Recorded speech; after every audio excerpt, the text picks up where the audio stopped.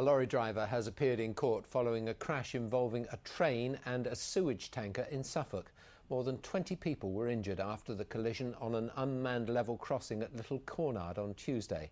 A 58-year-old man is still critically ill. Our chief reporter Kim Riley was in court.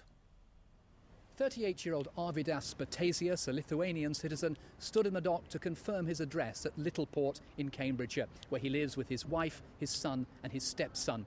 For 4 years, he's worked for the Hertfordshire-based company JK Environmental Services. He entered no plea to the charge of endangering the safety of railway passengers by driving an articulated lorry onto a crossing without notifying the signalman. His defence expressed his sorrow for what happened and his concern for the victims of the crash. He accepted the tanker should not have been on the crossing at the time of the collision. The defence made an application for bail. This was granted by magistrates on 4 conditions: that he lives at home, that he reports daily to Ely Police, that he surrenders his identity documents, and that a £20,000 security is lodged with the court by his employers. Sorting out the last of those conditions took several hours, but mid-afternoon Mr Bartasius left court, the £20,000 security payment in place. His next court appearance is scheduled for October the 1st. Kim Riley, BBC Look East, Bury St Edmunds. Police have made a series of arrests after 2 men were treated at Basildon Hospital for shotgun wounds. The men were admitted on Wednesday with wounds to their backs and legs and were placed under armed guard. Among the arrests was a man from Billericay who's been held on suspicion of attempted murder, and 2 women taken into custody on suspicion of cultivating cannabis. Meanwhile, a man who stabbed his mother's boyfriend to death has been sentenced to a minimum of 5 years in prison. Lee Byatt was suffering paranoid delusions when he attacked 46-year-old Colin Ricketts in Laindon in Essex in April last year. Essex police said today they hoped Byatt would receive psychiatric treatment in prison. 2 stretches of sea off Norfolk's coastline have been listed as special marine protected areas. The North Norfolk sandbanks and the area of Haysborough and Winterton are now new special areas of conservation. It means habitats of crabs, lobsters and other marine life will be protected by European law.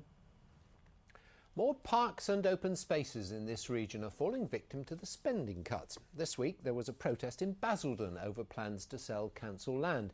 Now there are worries that parks in Ipswich could also be affected. Ipswich's parks, a wonderful Victorian legacy, and to many they're the jewel in the borough's crown. But now the jobs of the people who patrol them and the gardeners who tend them are under threat. The council says it must find savings of £600,000, which means that park services will be completely restructured and could see the loss of some jobs. At Holywells Park, there's concern that the cuts could lead to an increase in antisocial behaviour, vandalism and even drug use. They unlock the park in the morning, they check the children's play area, for example, for nasty things like broken glass, needles or whatever, and making it safe and secure for our young generation to play in. A worry which isn't surprising considering the park's recent £4.5 million revamp. But the Borough Council says it wants less top-heavy management and to involve local people more. We're having to look right across the council. It's not just the parks area, it's everywhere. We have to make savings. If there are needles and other undesirable objects laying around, they will be cleared. And us as dog walkers, first thing in the morning, we walk through the woods, and if we find anything that, shouldn't be there, we come straight to the stable block and report it. So it's volunteers, people that use the park, all pulling together in these very difficult times. A final decision on where the cuts could fall is due this autumn. Claudia Liza Vanderpoy, BBC Look East. The police in Norfolk have issued a reminder to anybody planning to organise an illegal rave over the next few days. They say there will be a zero-tolerance approach to anybody holding an unlicensed music event. They've been working with landowners, the Forestry Commission and Farm Watch to offer advice on security. They say any suspicious activity should be reported. More than 4,000 VW camper vans and their owners are expected in Norfolk this weekend at a 3-day festival. The VW White Noise Weekend is held at Frinton Lake Country Park near Beccles to celebrate the vehicles. For generations of fans, the love affair with the Volkswagen camper van is far from over. This is the festival's 8th year, and it's a very special one. Because it's 60 years since these first rolled off the production line.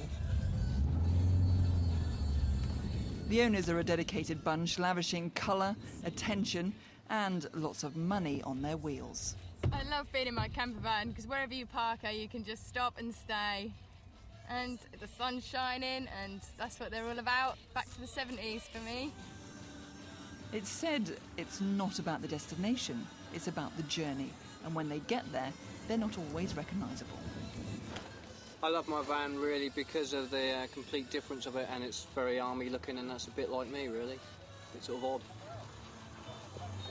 How many vehicles can you get to do this, to let the wind blow through your hair? The van fans are expected to travel to the festival from across the UK. I think they want to drive miles in these vehicles because you enjoy driving a classic VW, and they'll come to these shows to show, you know, their vehicles off, what they've done individually to them. They've got soul, they've got individuality. People just stop and stare when you drive past. Apparently, you're either into these or you're not. But for whatever reason, when you pass people, they always smile. Debbie Tubbin, BBC East, Norfolk.